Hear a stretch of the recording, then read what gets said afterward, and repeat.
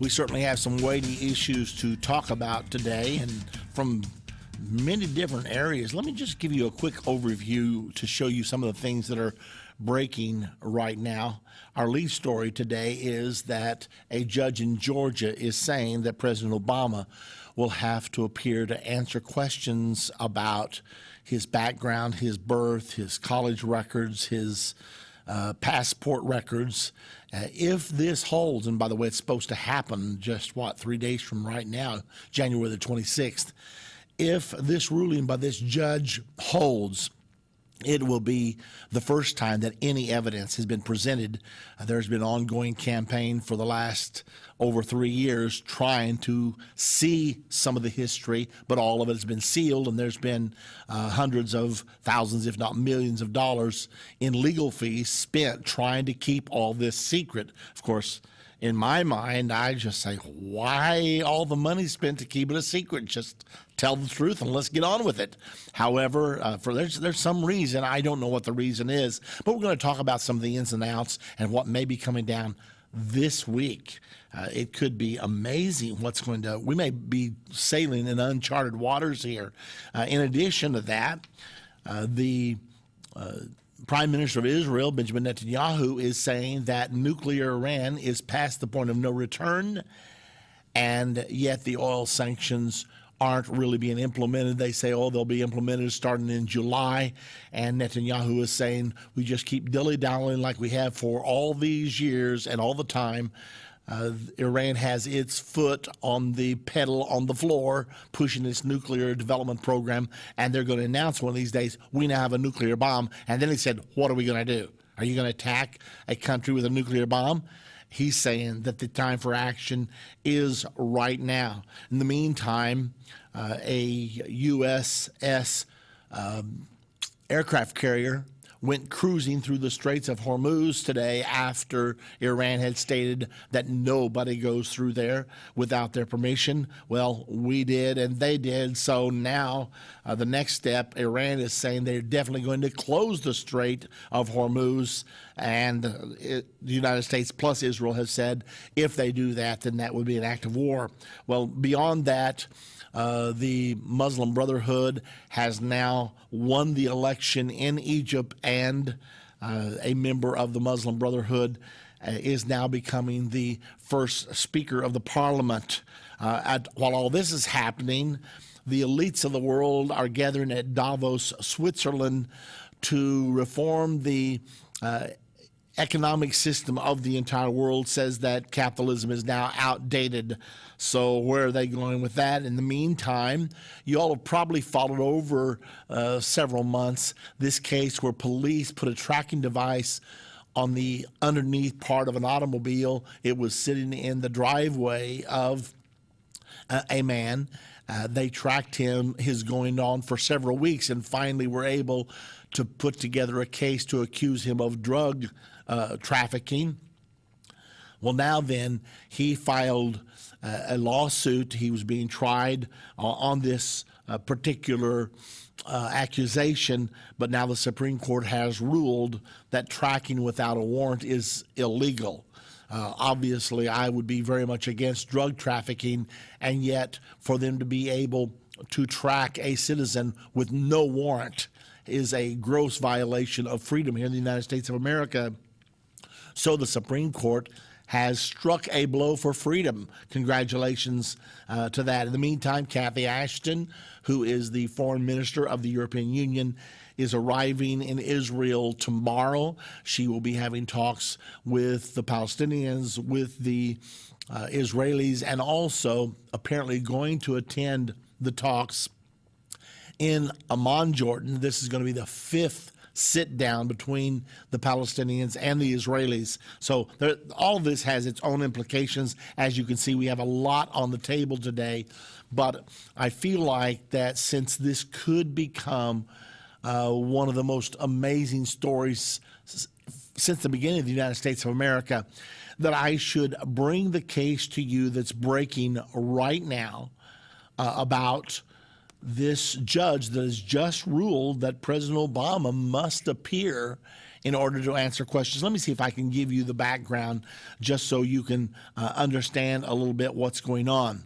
A Georgia judge has refused a demand from Barack Obama to quash a subpoena to appear at the series of administrative hearings January the 26th, at which residents of the state are challenging, as allowed under a state law, his name on the 2012 presidential ballot.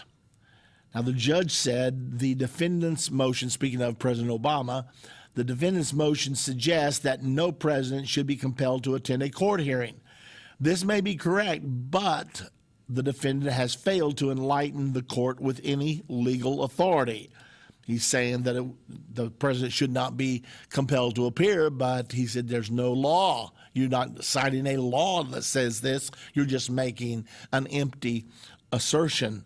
And the judge went on to talk about, well, first of all, in the law, it states, usually through the Office of Secretary of State, that run elections, not the federal government. The national election is simply a compilation of the results of the individual elections within the states. The schedule for the hearings was set by Malachi of the Georgia State Office of State Administrative Hearings. In Georgia, a state law requires every candidate for federal office who is certified by the state executive committees of a political party or who files a notice of candidacy that candidate shall meet the constitutional and statutory qualifications for holding the office being sought. State law also grants the Secretary of State and any elector who is eligible to vote for a candidate in the state the authority to raise a challenge to a candidate's qualifications the judge determined. So the law definitely says these people have the right to challenge the eligibility of a candidate. Now, let's slow down a minute. Let's back up. Now, number one, what should happen if President Obama is ruled an illegal president, whether you voted for him or did not? If he's ruled an illegal president because he's ruled to be a not natural-born citizen, which that's what the Constitution requires, if he's ruled, then maybe he thought he was a natural-born citizen, but was not. So that would become, I guess, an honest mistake, although it should have been questioned carefully before this whole saga ever began. Now, on the other hand, if it could be proven, and by the way, the subpoena calls for all of his records for his original long-form birth certificate. Now, I know they're saying that it's already been put out there.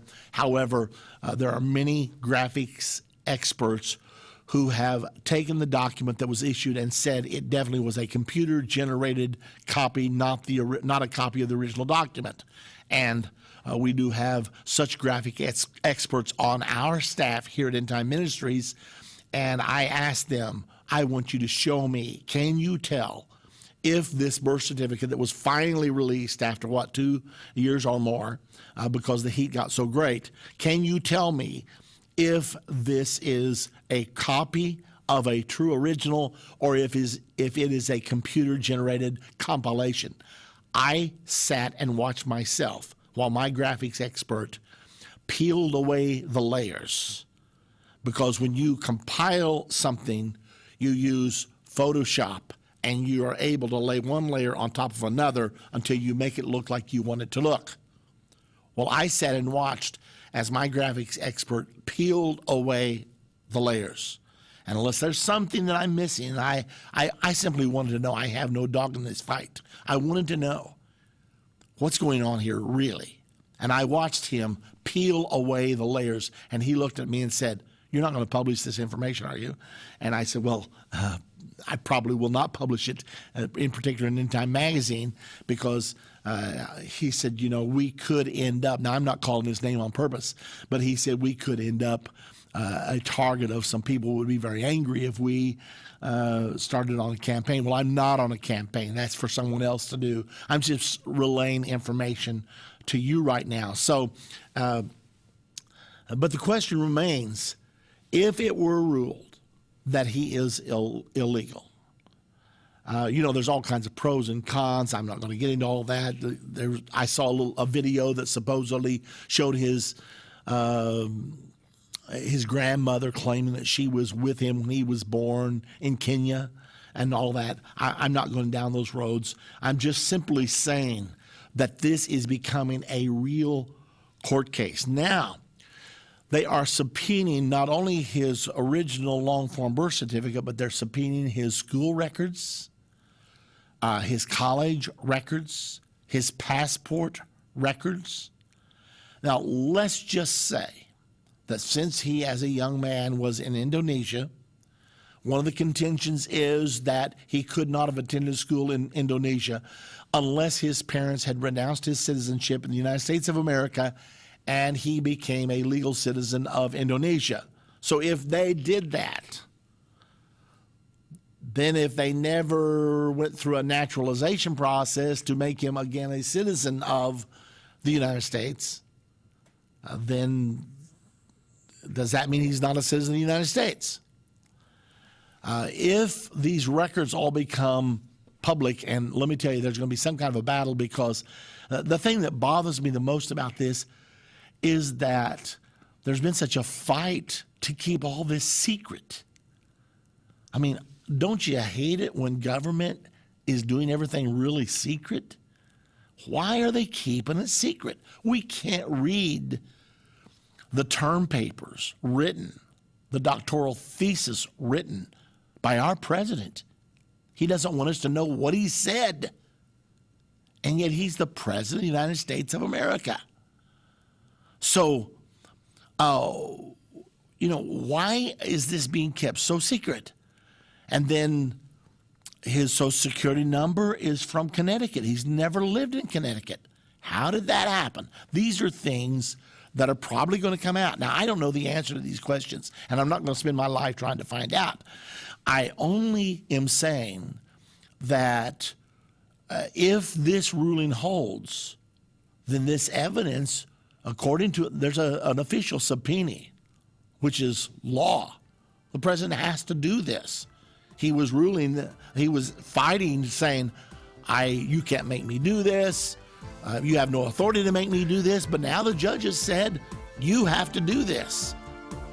And you have to do it on January the 26th, which is 3 days from today. Well, we're going to talk some more about this as we continue on the program, and we'll take your calls.